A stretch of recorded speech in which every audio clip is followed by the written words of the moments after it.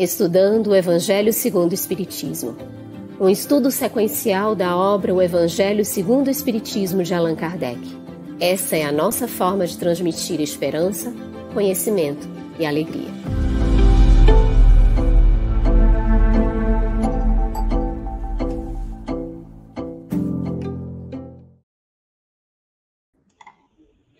Boa noite! Sejam todos muito bem-vindos ao Estudando o Evangelho segundo o Espiritismo. Todos vocês que estão chegando, Fernando, Eliane, Inês, Dinaí, Ana Maria, Luciana, é uma alegria estarmos todos juntos construindo esse estudo em parceria. Cumprimentamos as nossas intérpretes para Libras, a Tainã Tinum e a Eliane Carvalho, ambas do Grupo GES, Grupo de Estudos Surdos Espíritas. Cumprimentamos os nossos convidados, a Denise, o Romero e o nosso querido Carlos, com quem dividimos esta tarefa, este trabalho.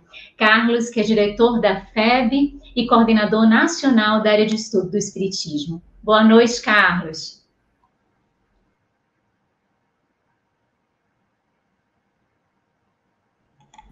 Boa noite, Luziane, satisfação imensa. Muito bem, vamos lá então, nós temos aqui conosco hoje o nosso convidado, que é Romero de Matos Esmeraldo, médico, cirurgião de transplante de órgãos, residente em Fortaleza, Ceará, participa do Centro Espírita Casa do Caminho e Grupo Espírita Meimei, em Fortaleza, e Centro Espírita Sem Fronteiras, este último virtual. Muito bem-vindo, Romero. Muito obrigado, Carlos. Boa noite a todos. A Denise, a Luziane, a Eliane, a Tainá. É uma honra estar aqui com vocês novamente. Desculpe. Falando sobre o Evangelho. Essa introdução também nos faz comentar muito sobre o Evangelho. Isso é muito interessante, né?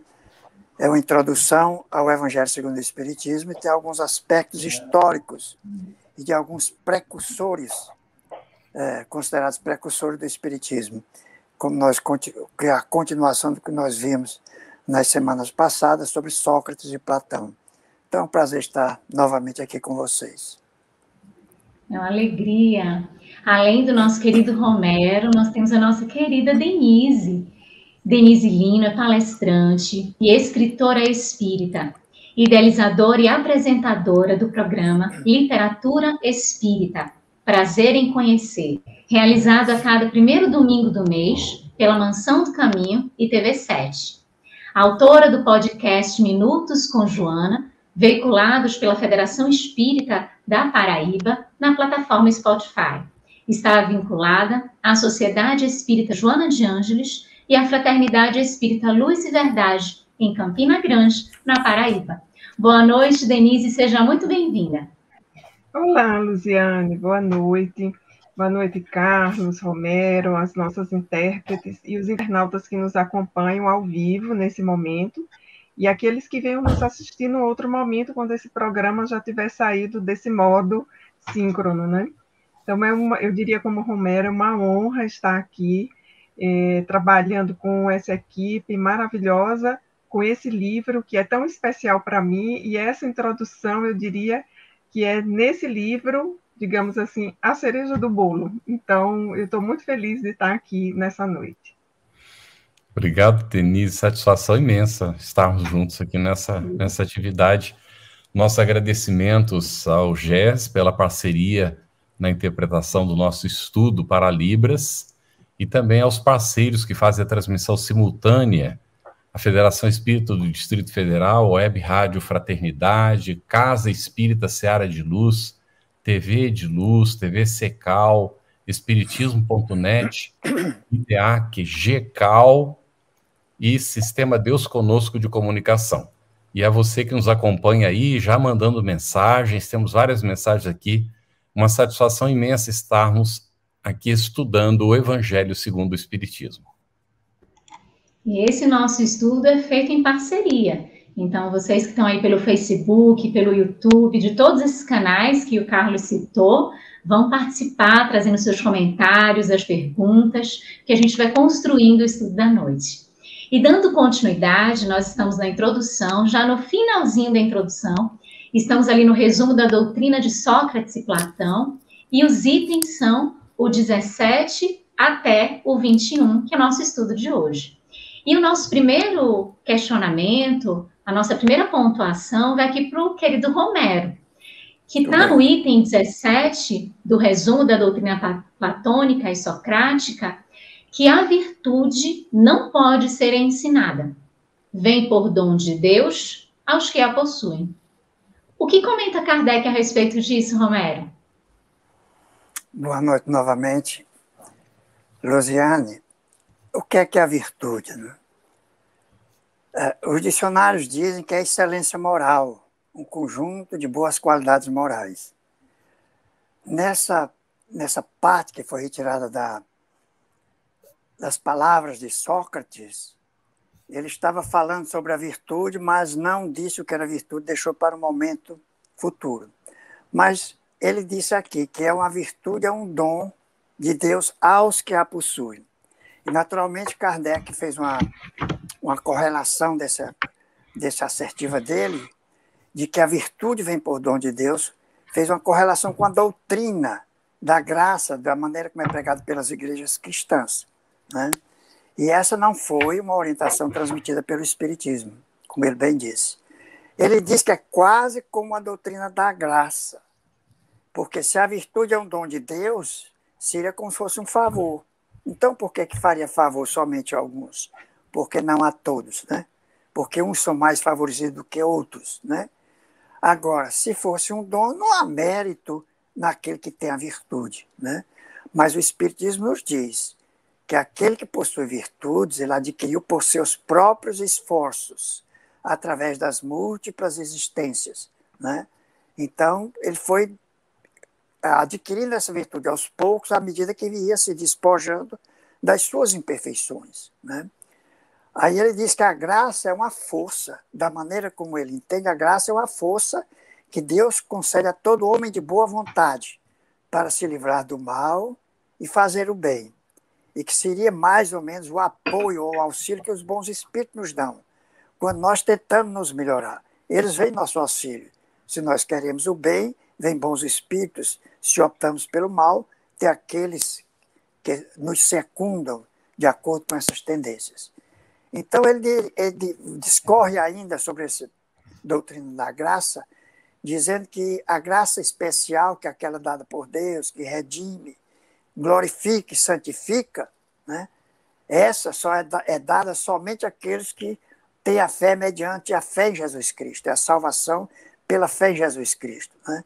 Então, seria uma injustiça de Deus que assim acontecesse, porque estabelece uma divisão de classes, né? As que são privilegiadas pelas bênçãos e as que não são privilegiadas. E a gente vê isso com certa frequência em algumas doutrinas católicas, que, não diria católicas, cristãs, que realmente dizem que existem aqueles escolhidos desde algum tempo, o número até 12 vezes 12 mil, né? 12 mil vezes cada um da tribo de Israel, vezes 12 tribos de Israel, dá 144 mil que serão salvos. Esses são os escolhidos, né? Então, é uma coisa que é mais do cerne daquela doutrina. Para nós, espíritas, essa graça que é comum reside mais, corresponde mais a uma lei de Deus que está escrita na nossa consciência, né? Porque da lei divina ou da lei natural, que é a pergunta de Allan Kardec, onde é que está escrita a lei de Deus? E eles respondem que na consciência, né? Agora, é interessante a gente perceber que no Antigo Testamento também diz que a lei de Deus está escrita em nossa consciência. Em Jeremias, o profeta Jeremias, no capítulo 31, versículos 31 a 33, ele diz que o oráculo de Yahvé: eis que dias virão, em que concluirei com a casa de Israel e com a casa de Judá uma aliança nova, não com uma aliança que é concluir com seus pais, no dia em que eu os tomei pela mão para fazê-los sair da terra do Egito. Minha aliança que eles próprios romperam, embora eu fosse o seu Senhor, porque esta é a aliança que concluirei com a casa de Israel depois desses dias. Eu porei minha lei no fundo de seu ser e a escreverei em seu coração. Então serei seu Deus e eles serão meu povo. Então nós vemos que a lei de Deus, desde aquelas épocas, já foi predita que estaria escrita na nossa consciência, no fundo de nosso ser, né? Agora a gente se pergunta, como foi que Sócrates, tão sábio, chegou a concluir que essa virtude era um dom de Deus? Ao que é que ele chama virtude, que nós ainda não sabemos. Mas ele diz, já que não é por natureza, porque os homens não nascem virtuosos, já que não é por natureza que os homens se tornam bons, será que é por aprendizado? Se a virtude é coisa que ensina, é necessário que haja mestres e discípulos. Então haveria mestres que ensinassem. Então aí ele está no conceito de que você só aprende se tiver alguém que lhe ensina. Você não aprende com os seus próprios erros, né? Ele não dá a entender isso. Se não é graças à ciência, porque não há mestres nem discípulos. Então, essa graça é uma opinião correta, que ele chama uma feliz opinião. Aí ele diz, servindo-se dessas opiniões corretas, ou das virtudes, os políticos administram retamente as cidades. Isso era em Atenas, né? Muito democrática, e eles eram mais corretos do que os políticos de hoje, né? Não sendo eles em nada diferentes em relação, olha o que é que ele vai comparar, em relação ao compreender dos pronunciadores de oráculos e dos adivinhos inspirados. Ele diz que esses que têm essa virtude são semelhantes aos profetas, aos inspirados, aos oráculos, né? Porque eles dizem as coisas, aí vem a mediunidade, mas não sabem nada das coisas que dizem. Eles podem não saber. Ele realmente vem por inspiração, mas às vezes, principalmente se for inconsciente, ele nem se percebe, não sabe como foi que disse, né? Então não sabe dessas coisas. Aí ele pergunta para Menon, isso é no Diálogo de Menon, não é verdade, Menon, que é justo chamar divinos esses homens que não têm disso a inteligência, realizam com sucesso muitas importantes coisas, entre as que fazem e as que dizem? Mas se nós discorremos acertadamente sobre a virtude, ela não seria nem por natureza, nem coisa que se ensina, mas sim por concessão divina, que advém sem inteligência aqueles aos quais ela advém.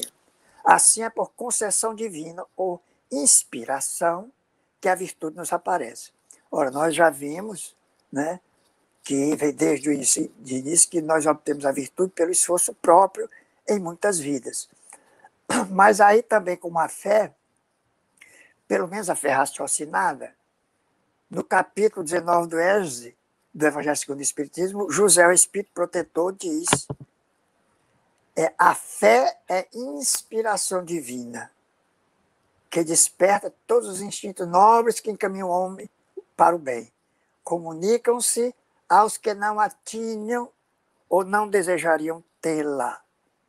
Será que Sócrates também não se referia a essa inspiração divina, com a qual, quando nos decidimos pelo bem, somos inspirados, auxiliados pelos bons espíritos? Então fica essa reflexão, né? Aqui tem duas perguntas já relacionadas com o assunto. Uma delas é do Diário Argolo, 21 e 39. Então, a virtude é uma construção individual? E aí tem uma outra pergunta relacionada, feita por Fernando Teles, 943. Está dito assim, Lidiane, gostaria de tirar uma dúvida. Paulo nos disse em sua carta aos Romanos que seremos salvos pela fé e não pelas obras. O que ele quis dizer com essa fala? Acho que essa aí é a Epístola aos Romanos.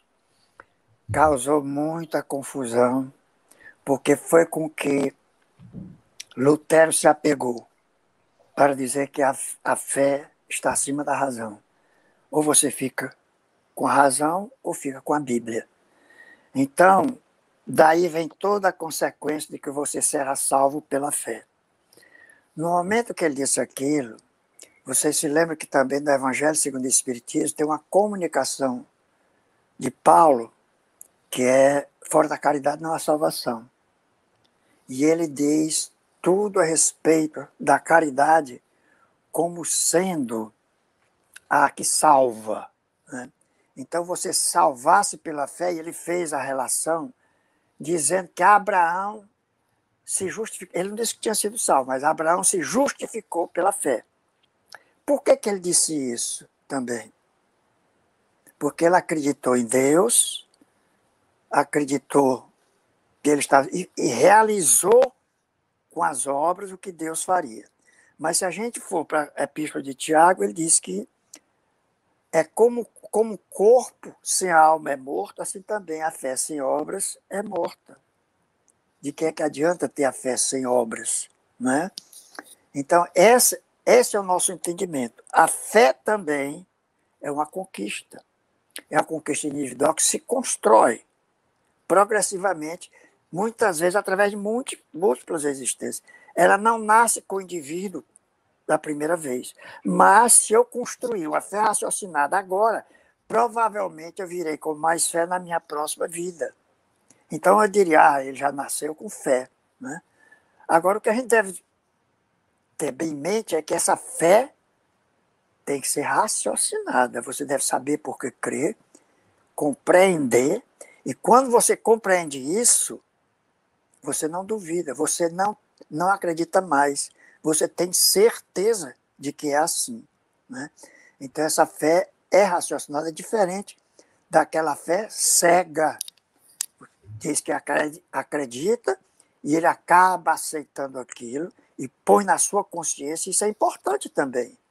Mas é uma fé cega que pode dar margem a outras coisas. A querer impor aos outros a sua fé e, às vezes, pode levar até ao fanatismo, né? E a virtude, como nós vimos, é a construção. Você constrói gradativamente, porque ninguém nasce virtuoso. Todos nós nascemos simples e ignorantes. Mas nós vamos adquirindo as virtudes à medida que nós vamos prosseguindo em nossa jornada e sabendo que é bom para nós. Tudo que for de acordo com a lei de Deus é bom. E se nós seguirmos, nós seremos virtuosos. Muito bem. Tem uma outra perguntinha que apareceu, mas acho que já está respondida, não, Luziane? Como entender a graça e adquirir na vida prática, não é? Então, o Romero acho que já esclareceu isso. Já contemplou. De toda maneira, se a Denise quiser comentar mais alguma coisa sobre isso, Denise, mas tem outra pergunta aqui, mas pode comentar. Não, eu ia dizer que eu estou tão embevecida ouvindo o Romero falar e ele discorrendo sobre a virtude e a graça, né? Estou aqui bem embevecida. E aí eu só queria fazer esse destaque que para a doutrina dos espíritos, a caridade é o que de fato garante o nosso acesso, eu até diria paulatino, aos mundos espirituais superiores. Então, a nossa fé raciocinada e, ao lado dela, a prática da caridade material e moral é indispensável para a gente atingir esse estado de plenitude que no Evangelho é chamado de o reino dos céus. Muito bem. A Denise, aqui no item subsequente, afirma Platão, e Kardec registrou, não é? É disposição natural de todos nós a de nos apercebermos muito menos dos nossos defeitos do que dos defeitos de outrem. Eu poderia comentar, por gentileza? Claro, Carlos. Eu, revendo aqui a introdução, fico sempre admirada com essa capacidade de Platão perceber aquilo que a gente chama hoje comumente de a alma humana, e a capacidade de síntese, né, em colocar tão bem a alma humana ao afirmar que nós percebemos muito mais os defeitos do outro do que os nossos defeitos. Ou dito de outra forma, né, que dá no mesmo, nós percebemos menos os nossos defeitos do que os defeitos do outro. Eu gosto de pensar nessa afirmativa de Platão como uma afirmativa ainda muito válida para nós que estamos vivendo aqui a segunda década do século XXI. E Platão escreveu isso há 2.500 anos atrás. Então, veja como ele está falando de uma característica marcante dos espíritos que estamos habitando a Terra. Nós ainda continuamos com, eu diria, uma lupa muito afinada para olhar para fora e com muita dificuldade essa lupa ou pouco afinada de olhar para dentro. Essa afirmativa de Platão, ela é muito importante porque ela vai se correlacionar também com a afirmativa de Jesus, que nós vemos lá no capítulo 7 de Mateus, que é aquele último capítulo do Sermão do Monte, já no início. Jesus está dando um conjunto de prédicas, de instruções, e no primeiro versículo do capítulo 7, Jesus vai afirmar: não julgueis para não ser julgados. E na sequência, eu vou pular aqui um versículo, eu vou direto para o 3, é o versículo em que nós encontramos a correlação com essa afirmativa de Jesus, de Platão, quando Jesus diz: por que reparas tu o argueiro que está no olho do teu irmão e não vês a trave que está no teu olho?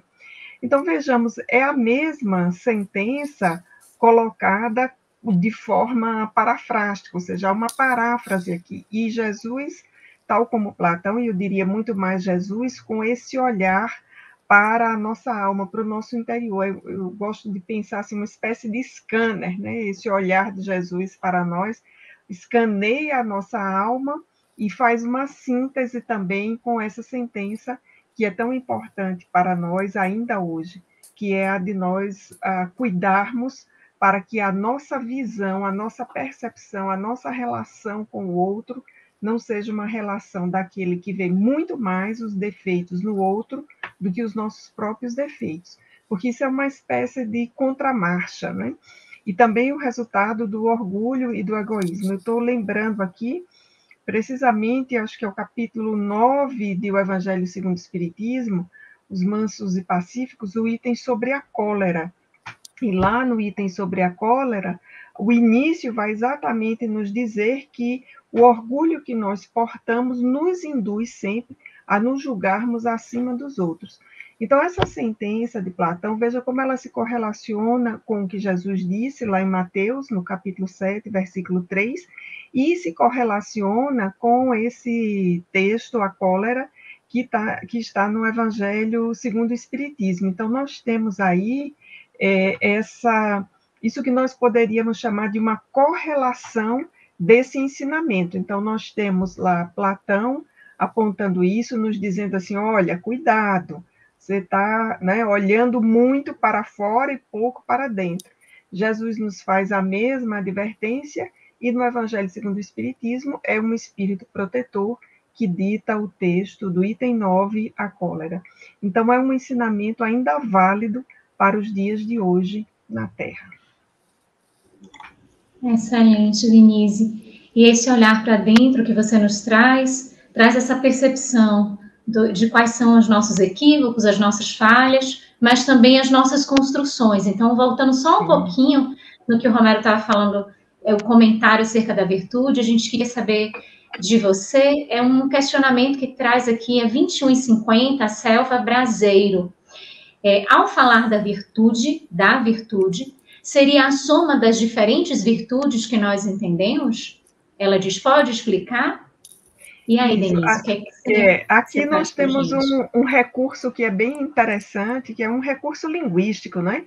Nós temos aí o substantivo no singular e ele vai designar o conjunto das virtudes. Então, quando Platão e Sócrates estão se referindo ao desenvolvimento da virtude, então nós temos aí esse recurso linguístico que coloca o substantivo no singular para fazer referência a um conjunto. Acho que hoje a gente pode traduzir um conjunto de habilidades que, quando muito bem trabalhadas, vão se consolidar como virtudes, ou seja, como as nossas boas características, o nosso lado bom ao longo das existências.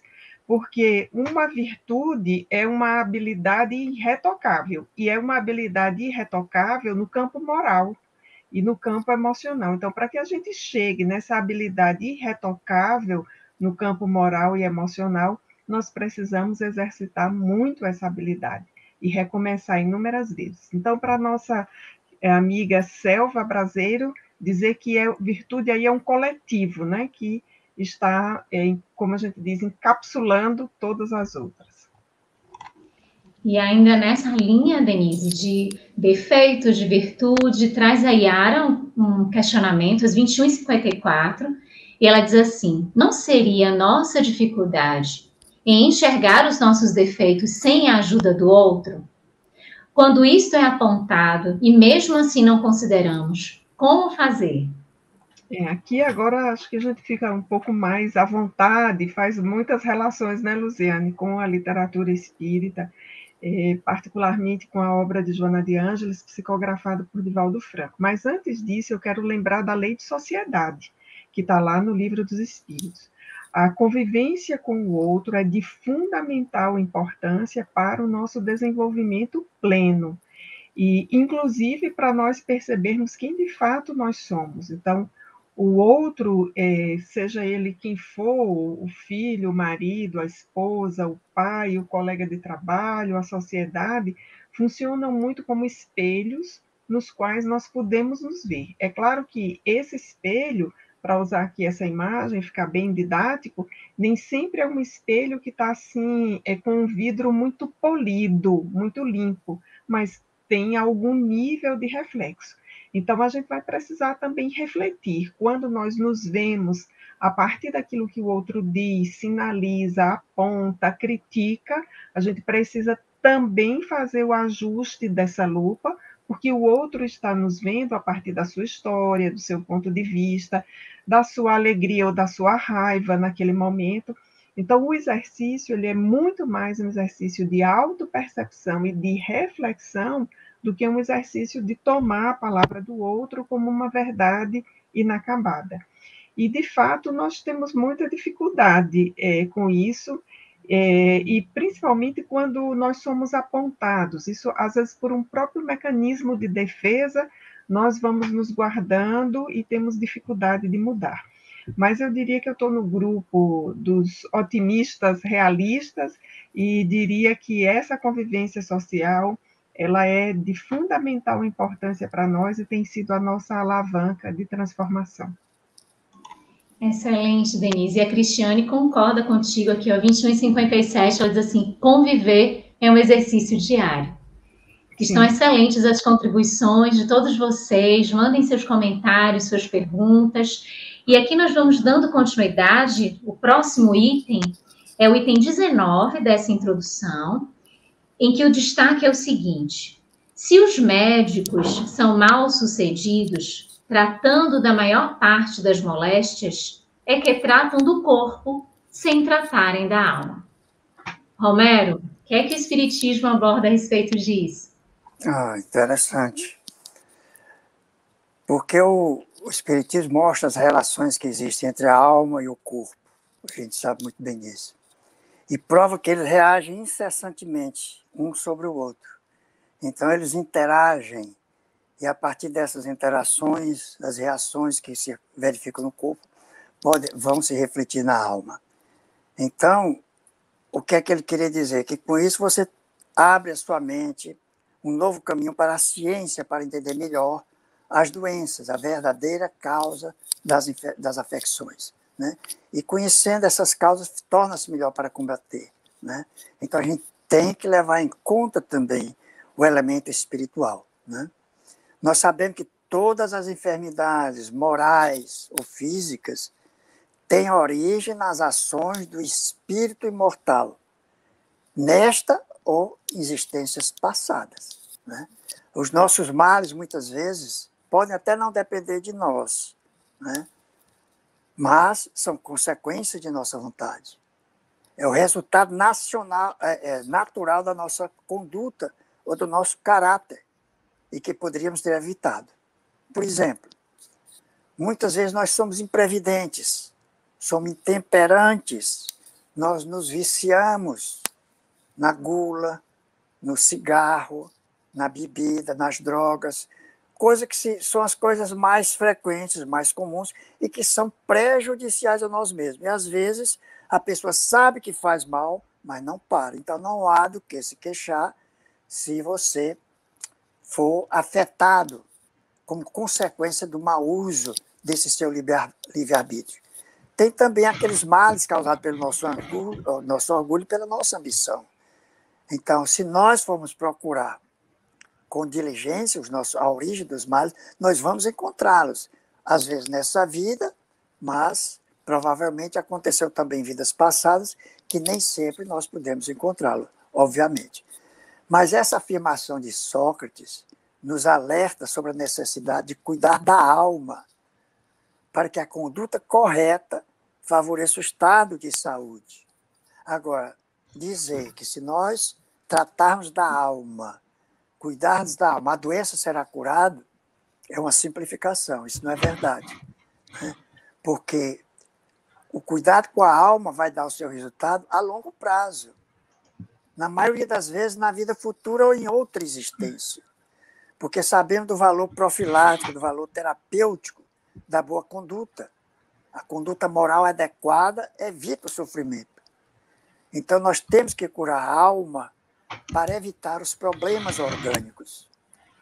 Agora, no livro Céu e Inferno, nós vemos que, como o sofrimento está ligado à imperfeição, do mesmo modo que o prazer está ligado à perfeição, a alma carrega consigo, com ela própria, o seu próprio castigo. Então, as consequências ela carrega porque está prejudicando a si mesma. Né? Mas isso não diminui em nada a importância de uma avaliação integral daquele enfermo, especialmente nas enfermidades psicossomáticas e nas enfermidades da alma, né? Que é o ramo da psiquiatria e aquele outro também da psicologia. Né? André Luiz, perguntaram a André Luiz como é que se trata das lesões perispirituais no mundo espiritual. E ele diz que o tratamento das lesões do corpo espiritual no mundo extrafísico, os médicos espirituais penetram com mais segurança na história do enfermo. Quando você vai ao médico aqui na Terra, eles fazem uma história bem feita, que eles chamam de história da vida pregressa, né? Condição, as doenças prévias, o que é que ele já teve, os pais, para ver se tem alguma relação com a família. Então, quanto mais completa essa história, mais subsídios ele obtém para fazer um diagnóstico mais preciso, né? Para que possa estudar os mecanismos da doença. Nós recorremos muitas vezes aos exames de imagem, tomografia, ressonância, né? E ele diz que lá no mundo físico eles também fazem uso do exame de imagens, mas a história que eles fazem do enfermo tem muito mais segurança, porque também eles são enriquecidos com a ficha kármica do paciente, que nós não temos acesso aqui na Terra. Os médicos não conhecem a ficha kármica. Para que eles usam essa ficha kármica? Para saber, olha como é importante, se a enfermidade é curável ou não antes da próxima encarnação. Porque se for curável, eles procedem ao tratamento, quando ele renascer, ele está livre. Ele não vai ter aquela doença. Se for incurável, eles vão aliviar, vão ajudar, mas sabe que ele vai renascer com a doença, que pode se manifestar em qualquer tempo, no momento propício. Não é obrigado a nascer com ela. Pode até, se for genética, pode nascer já com ela. Mas pode ser que surja no momento adequado, no momento propício a desenvolver. Tem pessoas que desenvolvem câncer de pulmão, uma forma de câncer, que é o broncogênito, que é associado ao uso do fumo. E, vez por outra, tem um que tem câncer de pulmão desse mesmo tipo e nunca fumou. Aí a gente diz, nunca fumou nessa vida e na outra. Porque eles dizem que você deixar de fumar, você fumar durante muito tempo, deixar de fumar, você ainda vai passar pelo menos 20 anos ou mais com o seu perispírito prejudicado. Né? Então, pode passar mais tempo, aí você entra no mundo espiritual com sua lesão perispiritual consequente ao cigarro. Aí vai renascer com asma brônquica, né? Pode renascer com enfisema, que vai se manifestar depois, com outras alterações pulmonares. Então, a gente vê que tem essa consequência, mas aqui na Terra, nós não sabemos nada disso. E não há nada que a gente possa fazer em termos de conhecer para prevenir. Então, a gente vê que as causas profundas teriam que ser extirpadas da mente. Por isso que ele diz, numerosos doentes são tratáveis, mas somente curáveis mediante longas ou curtas internações do corpo físico, a fim de que as causas profundas do mal sejam extirpadas da mente pelo contato direto com as lutas. Né? Uma coisa interessante que ele diz que tanto a psicoterapia quanto o magnetismo são largamente usados no plano extrafísico e exigem do médico espiritual grandeza de caráter e pureza de coração. Então é uma coisa muito séria, nem todo médico pode ser médico lá. Há também que se considerar que Emmanuel nos diz que para obter a saúde, a perfeita harmonia da alma, muitas vezes a necessidade da preciosa contribuição das moléstias e deficiências transitórias da Terra. O remédio eficaz está no próprio espírito enfermiço, e a enfermidade serve para eliminar os resquícios de treva que ainda esteja incorporada na mente. Por isso que muitas vezes só é permitido a nós, médicos, aliviar, nem sempre curar. Muito bem, Romero. Para não deixar pendente, nós queríamos dar um passinho atrás aqui em duas perguntinhas que são relacionadas. Fernando Teles, às 21h48, perguntou: a fé, então, seria uma obra de conquista? E a Larissa de Barros, às 21h49, logo em seguida, pergunta: pode-se ter a fé por intuição? Aí a intuição seria a inspiração divina. E José, o Espírito Protetor, diz que a fé é de inspiração divina. Mas a fé raciocinada, ela é uma construção. Você conquista. Eu me lembro que eu me queixava muitas vezes, que eu olhava para os outros, achava que tinha tanta fé. Eu disse, mas por que eu não consigo ter fé? Eu não sabia, quer dizer, eu não entendia como era aquilo. Eu disse, puxa, o cara nasceu com a fé, mas depois do Espiritismo você entende, e que tem milhares de afirmações e confirmações que vêm por diferentes fontes, você constrói aquela fé, você tem certeza de que aquilo é verdadeiro. Então isso é fé. Eu ainda não tenho a fé de remover montanhas, eu não tenho a fé ainda para obrar verdadeiros milagres, porque isso é uma conquista muito maior ainda. Mas ela é uma conquista. Né? Agora, a intuição ajuda, porque quando você pretende se decidir por uma coisa boa, por um bem, por uma virtude, os bons espíritos vêm em seu auxílio e lhe dão os meios de você conseguir, mas é você que consegue, não é uma concessão divina no sentido de que, pronto, esse aqui merece, eu vou dar para ele, e aquele outro não vou dar ainda. Não é bem assim, mas é uma conquista. Muito bem, obrigado, Romero. Denise, teria algo a comentar sobre a seguinte sentença de Sócrates? Todos os homens, a partir da infância, muito mais fazem de mal do que de bem.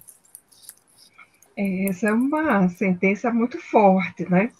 E que o Espiritismo vem esclarecer, porque se nós ficarmos com essa sentença, nós vamos ter aí um determinismo.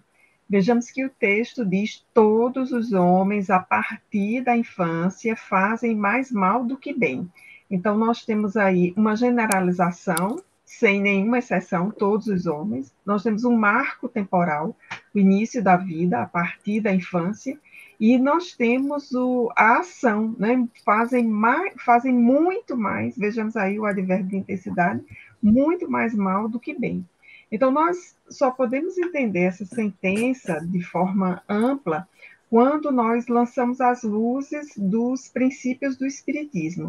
Primeiro, nós precisamos contextualizar o nosso processo evolutivo. Nós estamos num processo evolutivo.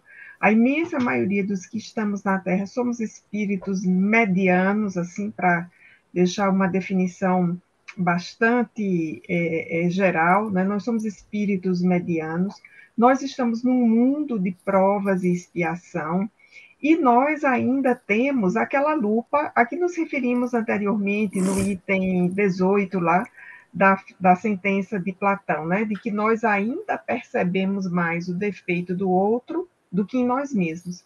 Então, se nós ainda estamos nesse nível, é uma tendência natural que nós façamos pouco bem. Né? E aí a doutrina dos espíritos vai nos ajudar a esclarecer bastante esse tema. Quando nós vamos para o livro dos espíritos, tem uma questão que eu acho interessantíssima, mas a resposta é ainda para mim mais interessante, Carlos. É a 784. Kardec pergunta aos espíritos que o assistiam. Aliás, primeiro ele faz uma afirmativa. É bastante grande a perversidade do homem. Não parece que, pelo menos do ponto de vista moral, ele, em vez de avançar, caminha aos recuos? Então, vejamos essa pergunta de Kardec, que serviria para muita gente hoje, que olha para a nossa história e vê que nós não estamos avançando tanto, aponta uma lista de problemas, de dificuldades que, de fato, são reais, nós as temos. Agora, a resposta a essa questão é uma resposta muito importante para que a gente possa refletir essa questão do mal. A resposta diz o seguinte: enganas-te, observa bem o conjunto e verás que o homem se adianta, pois que melhor compreende o que é o mal e dia a dia vai reprimindo os seus abusos. É necessário que o mal chegue ao excesso para tornar compreensível a necessidade do bem das reformas. O que eu gosto dessa resposta é exatamente esse final. É necessário o excesso do mal para tornar compreensível a necessidade do bem e das modificações ou das reformas. Então, quando a gente olha para a história da humanidade, há situações, eventos trágicos que foram marcos na nossa história de mudança, da virada mesmo, da mudança moral. Então, é ali aquele momento de excesso do mal, em que nós vamos entender não somente a necessidade do bem, mas, como está dito em outra questão do Livro dos Espíritos, a necessidade de fazer o bem sempre. Porque também está dito no Livro dos Espíritos que não basta não fazer o mal. Porque não fazer o mal é deixar de fazer o bem. Nós precisamos fazer o bem sempre, em todas as ocasiões. Então, essa sentença de Sócrates, ela ganha uma outra dimensão, ela perde essa noção, eu diria, de totalidade quando nós lançamos as luzes do Espiritismo, e penso que essa sentença ela pode ser lida também como uma sentença em que Sócrates olhava para o nosso interior, para aquilo que se chama de a alma, no sentido da psicologia, e dizia que, a partir do nosso lado sombra, ou seja, a partir dos nossos defeitos, que são as antíteses das virtudes, a que o nosso Romero se referiu também, de fato, nós ainda fazemos mais mal do que bem, porque ainda nós somos espíritos medianos, nós estamos ali para trazer aqui uma sentença de Jesus, naquela situação em que joio e trigo estão juntos na nossa personalidade. Então, são os defeitos bem consolidados e umas virtudes, assim, em processo de germinação. Por conta disso, nós estamos ainda descompensados, digamos assim, e aí a nossa inclinação para não fazer o bem, ela acaba se repetindo na nossa vida. Então, essa sentença, ela passa a ser lida de uma forma muito mais ampla a partir dos princípios espíritas, Carlos. Excelente, Denise. O quanto as coisas vão ser interligadas, tem alguns comentários aqui no chat a respeito desta observação apenas das faltas alheias, de até mesmo no culto, quando a gente abre uma mensagem, a gente atribui essa mensagem a outra pessoa, sem observar as próprias defecções e as próprias características. E dentro desse aspecto do bem e do mal, a gente traz um pouquinho aqui os comentários anteriores a respeito da própria saúde, que também tem muito da repercussão dos nossos atos, dos nossos comportamentos. Então, tem alguns comentários da Yara Argolas, 22:1. Em uma das obras de André Luiz, ele afirma: quando o médico tratar da alma do paciente, os diagnósticos seriam mais fáceis. A Selva Braseiro, às 22h04, ainda também falando sobre a saúde, aí que ela traz a questão da saúde se ressentir pelos vícios morais, como inveja, criticar, julgar, falar mal dos outros, se queixar, pelo que nos falta em lugar de agradecer pelo que temos. E mais um comentário, que é o da Márcia Jane, às 22h07, quando ela se refere à citação do Romero, ela diz que se lembra do filme Nosso Lar, e a gente pode acrescentar que não só no filme, mas no livro também, né? Que o André Luiz queria logo atender as pessoas, né? E não pôde servir como médico nessa funcionalidade de médico no plano espiritual, baseado na observação que o Romero fez. E aí vem uma pergunta, que é do André Luiz Molimene de Mesquita, às 22h05, onde diz: já ouvi várias definições de karma. Na visão espiritista, o que é karma? E aí, Romero, Denise? Aí, falando com o próprio André Luiz, né? Karma é uma palavra mais do sânscrito, né? Quer dizer ação, porque cada ação produz uma reação. O nosso sentido é mais no sentido que é a mesma coisa, mas é no sentido de causa e efeito. Não tanto de ação e reação, no sentido físico da palavra, ou da palavra da física, mas no sentido de que a cada um conforme as suas obras. Por que não é uma reação exatamente igual à da ação? Porque existe uma coisa ainda tão importante ou mais do que a lei de justiça, que é a lei de amor. E Jesus fez muito bem isso na Boa Nova, quando fala sobre a conversa com Nicodemos, e que pergunta a ele sobre esse processo, né, da reencarnação, em que um mata o outro tem que matar o outro, etc. Né? E ele diz isso muito claramente, que a lei de justiça, mas também é de amor, porque a primeira lei que vem nos 10 mandamentos é a lei de amor. Amarás o Senhor teu Deus de todo o teu coração. Então, com o amor, você alivia a justiça e pode até eliminar a necessidade de cumprir dolorosamente, de resgatar dolorosamente aquela falta. Então, o amor é muito importante por isso. Mas o karma, ou a lei de ação e reação, é nesse sentido. Alguns perguntam, será que é a mesma coisa do dente por dente, olho por olho? De uma certa maneira, é uma variante. Mas se a gente for ver a lei do olho por olho, dente por dente, essa lei é uma lei que quem cumpre a justiça é aquele que sofreu, ou ele que pode determinar, ou o familiar, se ele foi morto, o familiar que vai determinar qual a sentença. E tem uma série de provimentos para proceder com a justiça com aquele que cometeu os seus erros, né? Mas isso foi para aliviar a gravidade, para não ser tão extensa a punição. Então, foi uma coisa para tornar mais justa a punição. E a gente disse, eles eram muito bárbaros, mas já foi uma grande melhora.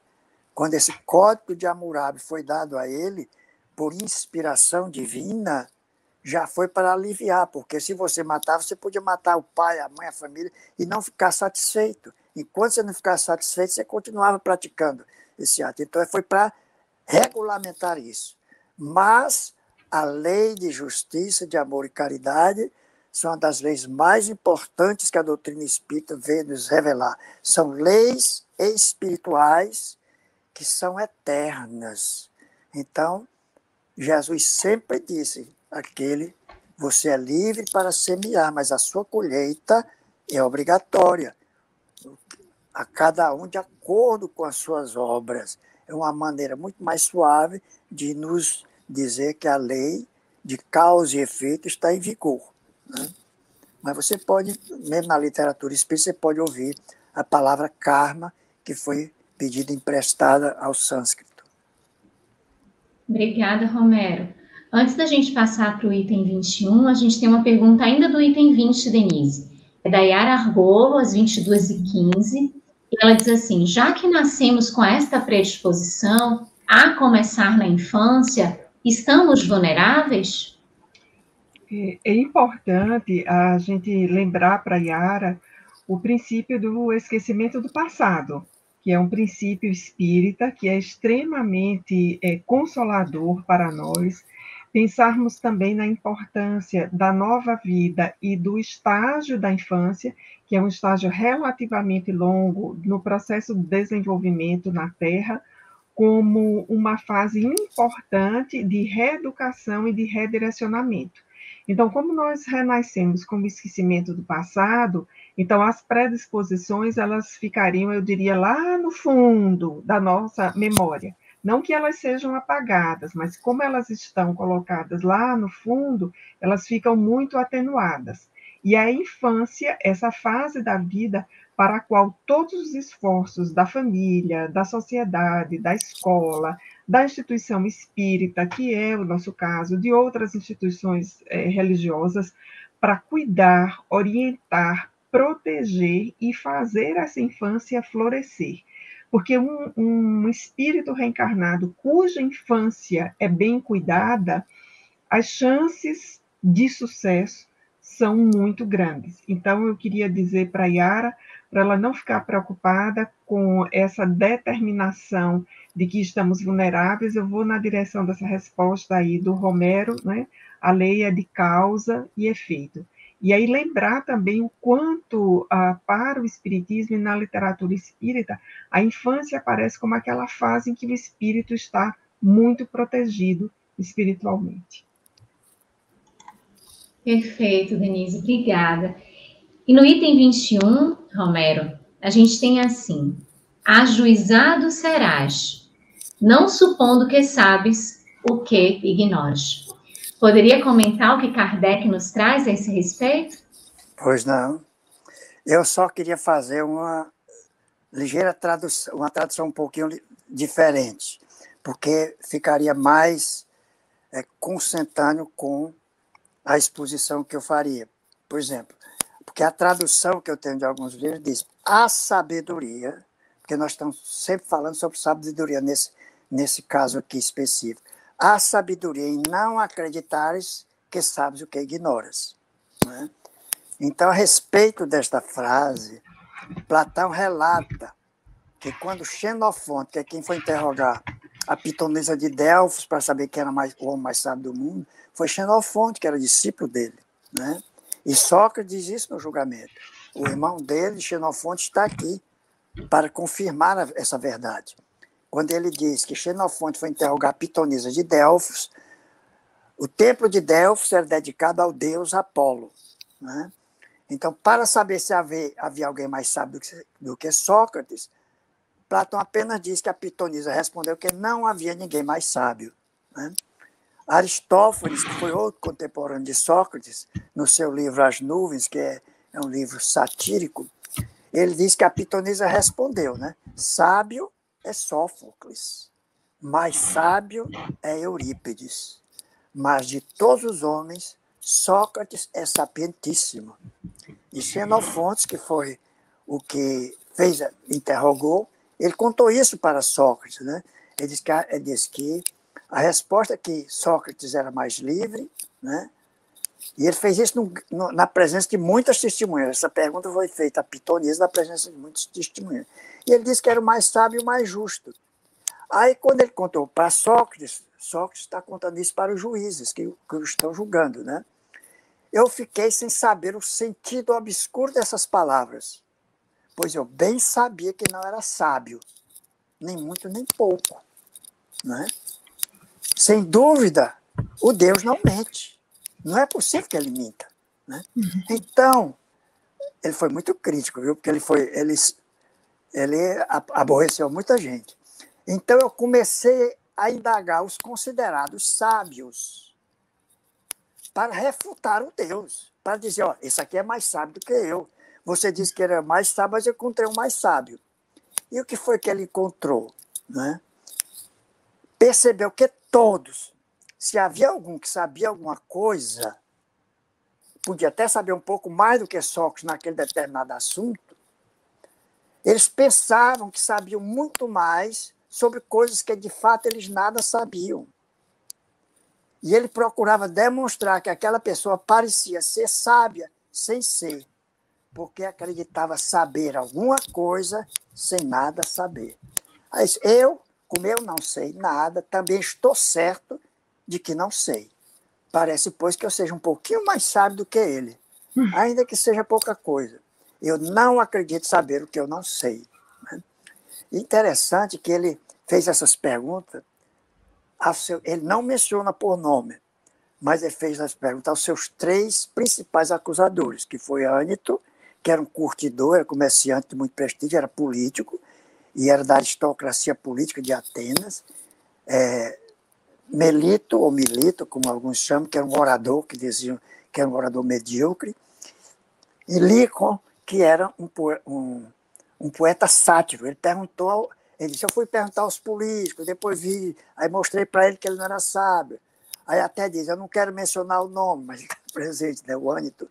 Aí depois fui interrogar os oradores e vi que eles não sabiam nada do que estavam falando. Eu digo aqui para vocês, sem nenhuma ofensa, que se vocês fossem falar, falariam melhor do que eles. Aí foi para os poetas, e os poetas, quer dizer, não sabia por que tinha escrito aquilo. E alguns de vocês poderiam fazer uma poesia melhor do que esse poeta. E então ele disse que causou muito ódio. Ele disse, o pior é que os meus discípulos se empolgaram com o meu método de interrogar e começaram a interrogar as outras pessoas também. Aí o ódio cresceu, mas não posso fazer nada porque eu tinha que dar uma resposta ao Deus, né? Então, é um exemplo. Platão mesmo diz, né, que nós devemos se tornar essas pessoas mais honestas nas palavras. E isso é uma coisa que Allan Kardec até comentou, né? Isso vai endereçar naqueles que não têm conhecimento maior sobre o assunto, mas pensam que sabem. E também como aqueles que criticam aquilo que desconhecem. Inclusive, nós criticamos outras religiões que não conhecemos, assim como muitos criticam o espiritismo, conhecendo menos ainda, né? Então, eles temem defender o que pensam que sabem. Por isso que se diz, né? Não criticar aquilo que não sabe. E se não conseguir, não devemos nos preocupar com elas e procurar somente a verdade. E diz, tratemos de nos instruirmos, mas não nos injuriemos. E eu acho que isso é um exemplo para nós espíritas de como devemos proceder com nossos contraditores, né? Eu acho que eu teria mais coisa a dizer, mas está avançado da hora, né? Eu prefiro ficar aqui e dar continuidade, passar agora para vocês.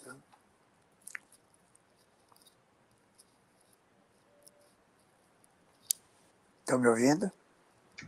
Sim. A seguinte pergunta é para o Romero mesmo, não é, Luziane?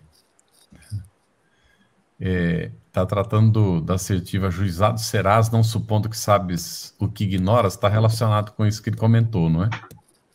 Essa foi a que a gente fez agora, Carlos. Ok. Muito bem. Então, Denise, por que Sócrates foi condenado à pena mortal de beber cicuta? O Romero já facilitou minha vida aí na resposta anterior, né? Ele contou aí os motivos pelos quais o Sócrates foi condenado a beber cicuta. Então, o Sócrates, na verdade, ele estava, vou usar uma expressão bem comum aqui, estourando a bolha da máscara que existia ali, né? Da hipocrisia na sociedade ateniense. Então, ele vai estourar essa bolha com as perguntas que fazia e, sobretudo, com a interlocução com os jovens. Isso é muito importante que seja dito. Seus discípulos eram jovens, os que o buscavam, os que prestigiavam a locução eram jovens, e isso foi considerado um risco, porque a juventude, digamos assim, era um tesouro muito grande para a antiguidade, sobretudo para a Grécia, Atenas e Esparta, porque em Atenas os jovens eram vistos como os futuros políticos, né? Ou os futuros sofistas. Então, assim, havia um investimento na juventude. E em Esparta, os jovens eram cuidados para serem os futuros guerreiros. Então, no caso de Sócrates especificamente, ele vai formar a juventude, vai se voltar para a juventude, formando de uma outra forma, estourando a bolha da hipocrisia da sociedade daquela época.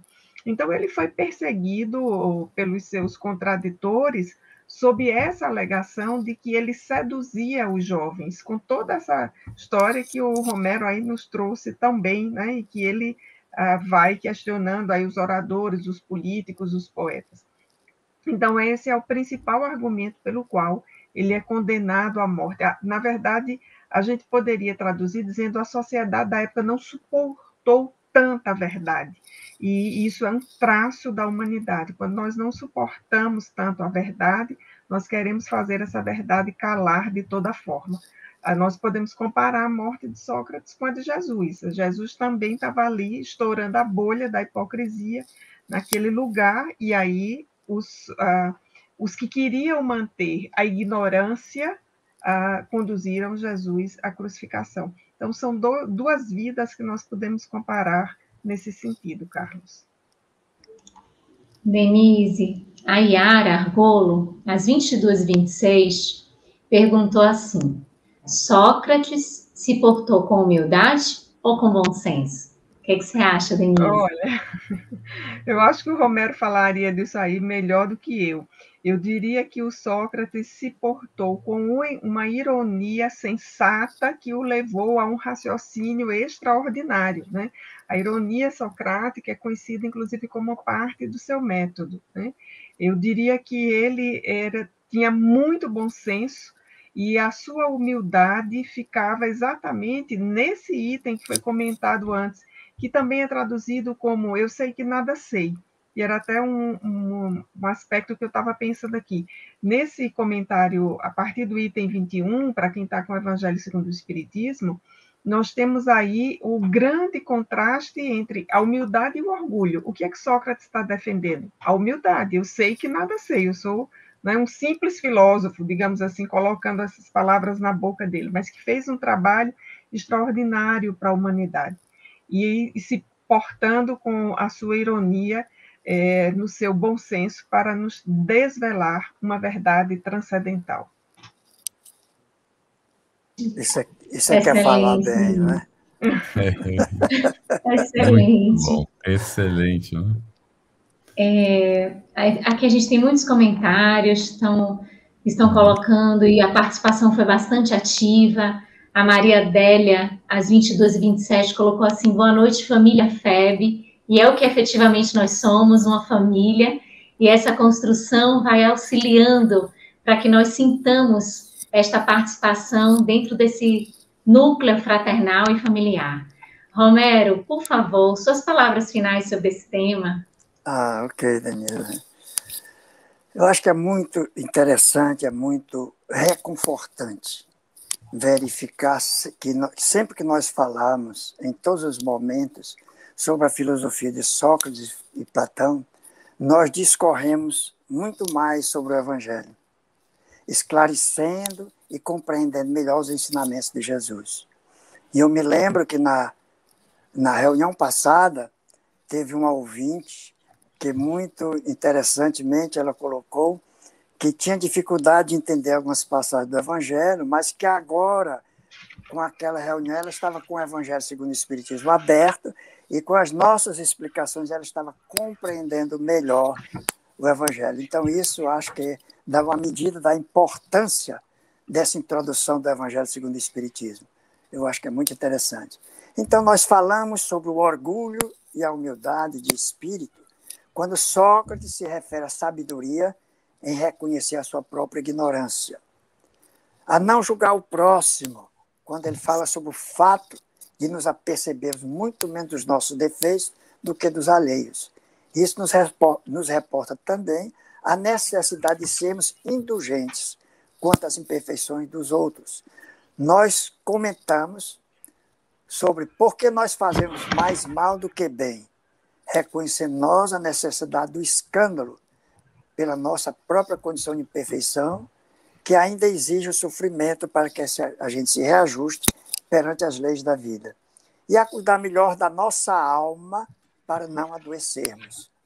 Essa breve imersão com discussão desses conceitos favorece sempre a reflexão sobre os ensinamentos de Jesus e nos ajuda a reviver o Evangelho, favorecendo o despertar do nosso Cristo interno, para que possa brilhar nossa luz e iluminar os que convivem conosco. Muito obrigado. Excelente, Romero. Apesar de a gente está fechando, mas ficou aqui, a Selva Brasileira, às 10h32, assim, no caso de condenado injustamente como Sócrates, o veneno afeta o perispírito? Não, logicamente não é? A não ser que o espírito, ele se rebele, se revolte, e não foi o caso de Sócrates, não é? Tanto é que foi feita a proposta a ele, né? Alguns discípulos queriam que ele fugisse, e ele se negou, não é? De forma nenhuma, porque ele tinha a consciência tranquila e ele não tinha porquê. E ele disse que se ele fugisse, ele contrariaria tudo que ele tinha ensinado até então. Então a vida dele seria uma incoerência, não é? Uma visão muito lúcida. Muito bom, excelente. A gente quer agradecer muito, né, Luziane, aqui a Denise, ao Romero, ao apoio aqui das nossas intérpretes, Tainã e Eliana do GES, e a você aqui de casa aí nos acompanhou, mandou as perguntas e comentários muito pertinentes. Na semana que vem nós vamos estudar o capítulo 1, Não Vim Destruir a Lei. Vamos ver se a gente trata de Moisés, o Cristo e o Espiritismo. Vamos então iniciar a jornada proposta por Kardec nesse roteiro de evolução espiritual que é o Evangelho segundo o Espiritismo. Até lá, até a semana que vem. Abraço a todos. Estudando o Evangelho segundo o Espiritismo. Um estudo sequencial da obra O Evangelho segundo o Espiritismo de Allan Kardec. Essa é a nossa forma de transmitir esperança, conhecimento e alegria.